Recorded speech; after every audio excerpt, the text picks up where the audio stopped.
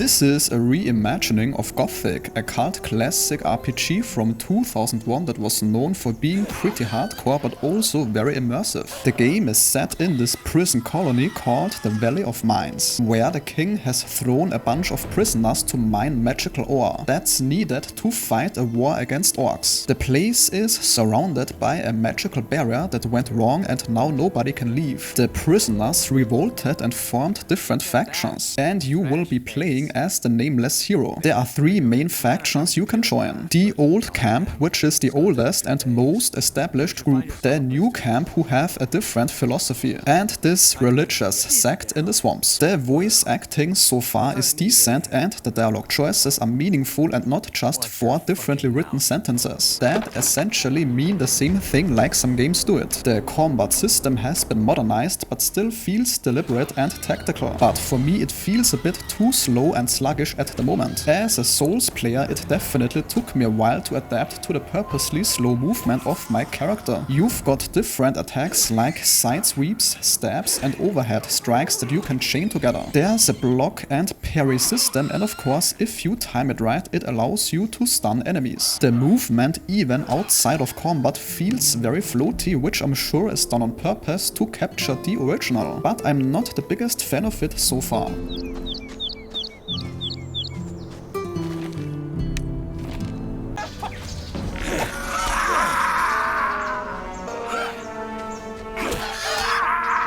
But the world itself feels very vertical and detailed. You can climb, swim and explore off the beaten path. And there are many items you can miss if you don't explore thoroughly. There's a day-night cycle and NPCs usually go about their business rather than just standing around. At least most of them. There are definitely still some NPCs that do stand around based on my experience. The writing so far feels natural and fitting for a prison colony. They definitely seem to have kept the uncompromising nature of the world where nothing is handed to you. You have to find weapons yourself, figure out where to go, and make your own choices about which faction to join. If you purposely mess up a dialogue choice just to be funny, you have to suffer the consequences. A detail worth mentioning is that you can adjust the color saturation in the settings if you find the default look too grey or washed out, which I think was a common criticism from some players in the early footage. And that sentence concludes today's video. If your time was respected, a like or comment is very much appreciated.